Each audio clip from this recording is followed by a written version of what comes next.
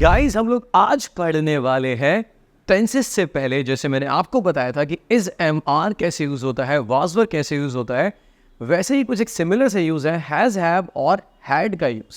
जैसे कि is M R की अगर मैं बात की तो हमने क्या कहा था कि इज एम आर हम तब यूज करते हैं जब हमें सब्जेक्ट, मतलब जिसके बारे में हम बात कर रहे हैं, जब हमें उसके बारे में ये बताना हो कि वो कौन है, क्या है, कहाँ है, कैसा है, राइट?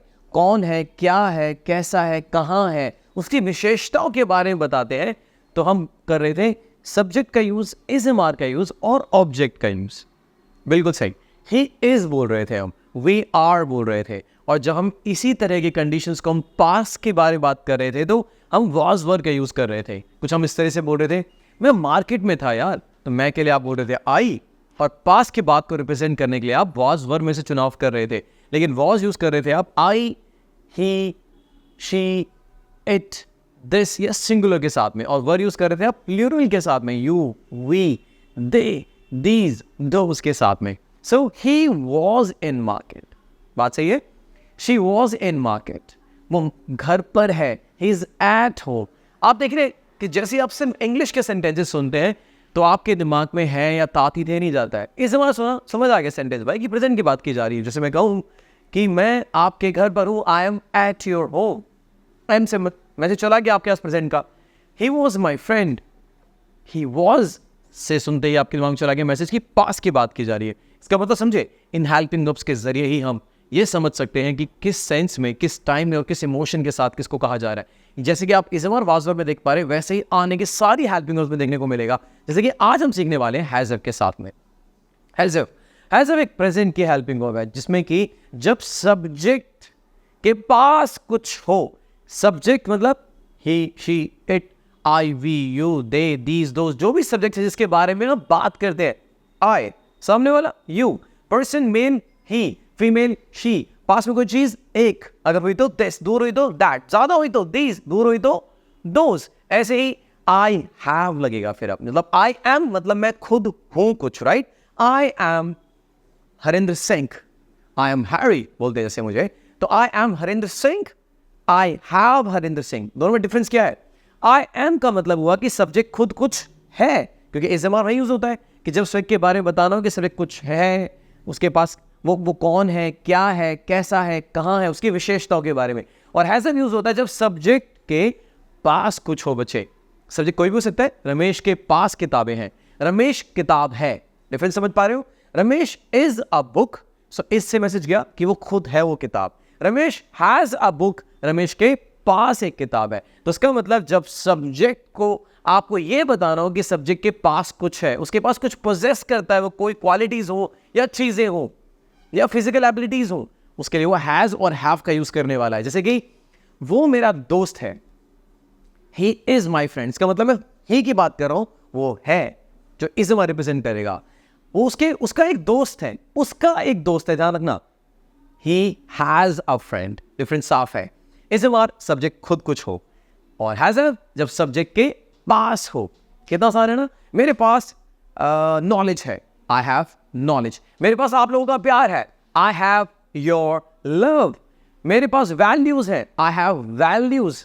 मेरी एक सिस्टर है, I have a sister, right? इस तरह के sentences I have, we have. लेकिन he has, absolutely right, he has, she has, Ramesh has, मतलब सिंगुलर पर्सन के साथ हैज, इट हैज। जैसे कि मेरे पास एक गाड़ी है, आई हैव अ कार, उसके पास एक गाड़ी है, he have a car, absolutely right, नहीं, he has a car, because he या she एक सिंगुलर सब्जेक्ट को रिप्रेजेंट करने में हम has का यूज करेंगे। so I have, we have, you have, they have, these people have, those people have, right?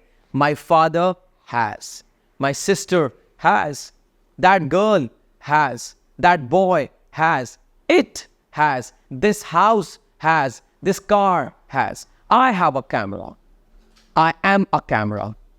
Difference समझ आ गया होगा। I am सब्जेक्ट, I है ये बताने के लिए कि वो कौन है, क्या है, कैसा है, और have सब्जेक्ट के पास कुछ है, वो कुछ पोजेस करता है। I have a camera, I have something for you, I have everything for you, I have two eyes, right? So she has something.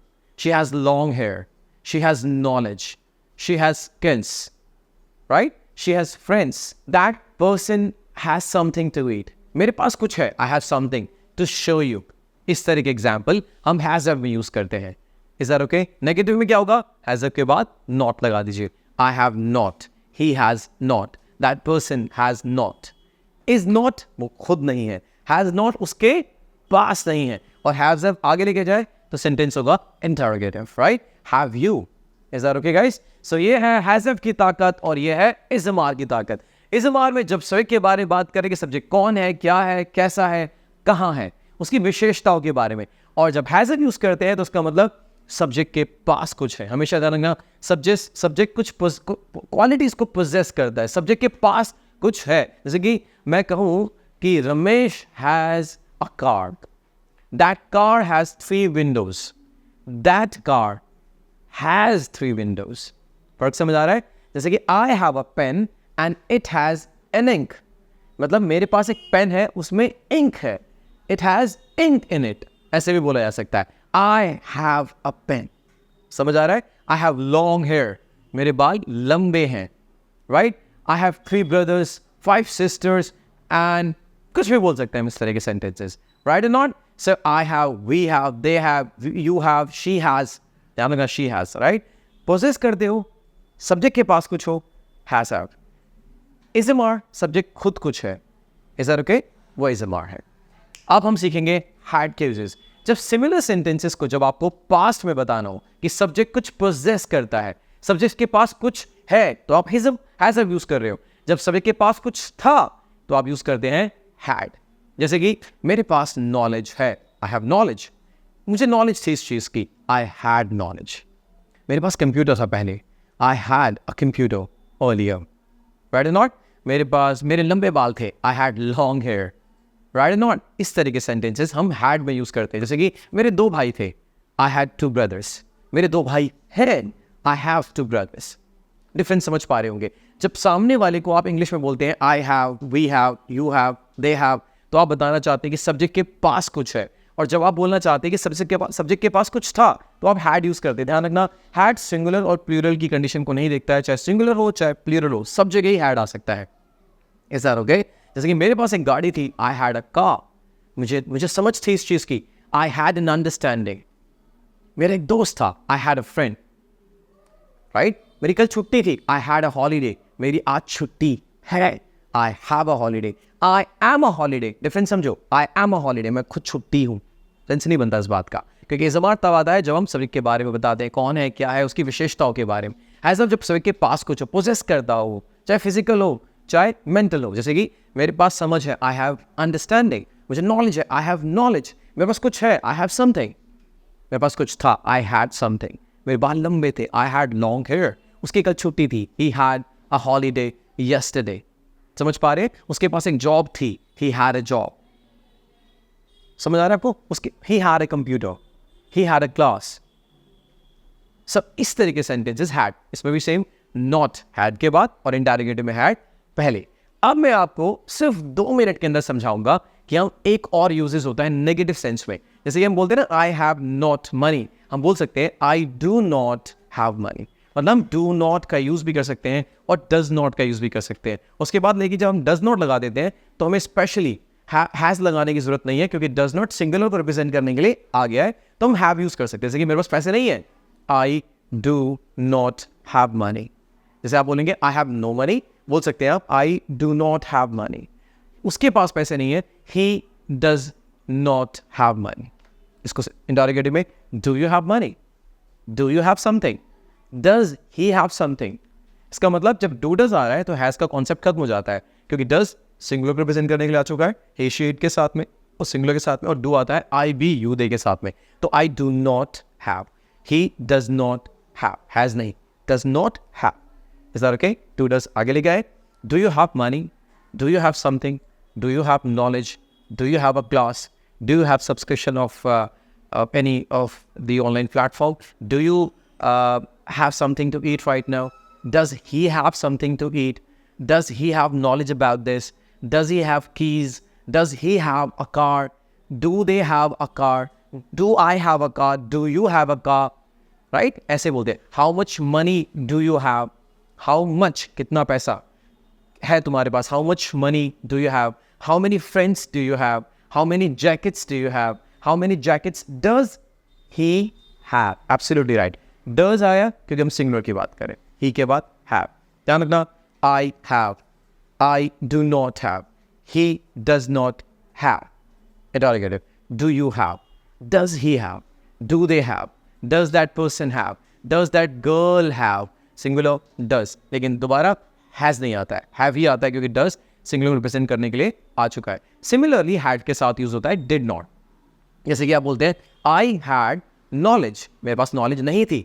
I had not knowledge. इसको आप ऐसे भी बोल सकते हो I did not, क्योंकि डिड नॉट आ चुका है पास्ट को रिप्रेजेंट करने के लिए. मतलब डिड को सुनने के बाद आपके दिमाग में मैसेज जाता है कि हम पास्ट की बात करें. मतलब कोई अंग्रेज बोले आई डिड नॉट हैव, तो उसका मतलब उसके पास नहीं था, तो उसने डिड नॉट यूज किया पास्ट को रिप्रेजेंट करने के लिए, राइट? मतलब डिड ब्रेन में जाना चाहिए कि पास्ट को रिप्रेजेंट करने के लिए आया है, क्योंकि हेल्पिंग ऑफ सुनकर ही आप समझ सकते हैं कि बोला क्या जा रहा है. तो आई डिड नॉट, उसके बाद हैड नहीं आएगा, हैव आएगा. I did not have knowledge about it, मुझे नॉलेज नहीं थी इस चीज़ के बारे में. I did not have any idea about it, मुझे कोई आइडिया नहीं था इस बारे में. I did not have any sister, मेरी कोई बहन नहीं थी. I did not have time that day, मेरे पास समय नहीं था उस दिन. He did not have anything to eat, उसके पास कुछ नहीं था खाने के लिए. Past. He doesn't have present. I don't have present. I did not have, he did not have, that girl did not have, my mother did not have, my father did not have, that person did not have, these people did not have. नहीं था past में उनके पास कुछ, उन conditions के लिए. तीनों में ही डू डज डिड आगे लगा दो. डू डज आगे लगाया तो प्रेजेंट में कुछ पूछ रहे हो किसी के पास है. डिड लगाया तो पास्ट में कुछ था, जैसे कि do you have money, did you have money, did you have money. जैसे मतलब कल did you have money that day, क्या तुम्हारे पास उस दिन पैसे थे. Do you have money right now, क्या तुम्हारे पास अभी पैसे हैं. फर्क समझ पा रहे हो आप? डू सुनते ही ब्रेन को ट्रेन करो. This man talks about the present. Do you have, right? Do you have, how much do you have, right? How much do you have, how many do you, how many do you have, how much did you have, did, do, did. Understand this. Do you have, did you have.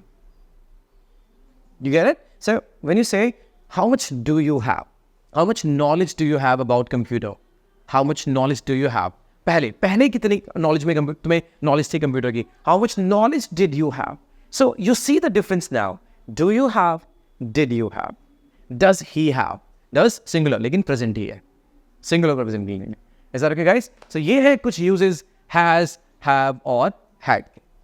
ध्यान रखना इज़मात subject के बारे में बताया जाता है. Subject कौन है, क्या है, कैसा है, कहाँ है, उनकी विशेषताओं के बारे में. और हैज हैव, पोजेस, जब सब्जेक्ट के पास कुछ हो. आप बोलते हो ना यार मैं हूं और मेरे पास है, क्या आप सिमिलर मीनिंग्स है हिंदी में इसका? अंग्रेजी में ही आई एम और आई हैव में डिफरेंस है. I am Harinder and I have Harinder, मतलब मेरे पास हरिंदर है और मैं हरिंदर हूँ. वैसे ही I have knowledge, I am knowledge. Am मतलब मैं नॉलेज हूँ, आई हैव नॉलेज. तो हैज हैव मतलब जब सब्जेक्ट के पास कुछ हो, सब्जेक्ट के पास पोजेसिव कंडीशन में बताते हैं कुछ, उसके पास क्वालिटीज़ है, एबिलिटीज़ है, वो कुछ चीज़ें हैं उसके पास में. Has have. जब सब्जेक्ट खुद कुछ है, इज, एम, आर या वाज वर्ब पास की कंडीशन में. आज के लिए इतना ही, बहुत बहुत शुक्रिया गाइस. और अब हम मिलेंगे टेंसेस को सीखने के लिए. ध्यान रखना रटने की जरूरत नहीं है, कॉन्सेप्ट्स और इमोशंस को समझेंगे आप आसानी से लैंग्वेज को सीख सकते हैं. अगर आपको हमारी वीडियोस पसंद आती है तो प्लीज़ उन लोगों को शेयर कीजिए जिनको इसकी ज़रूरत. शुक्रिया दोस्तों.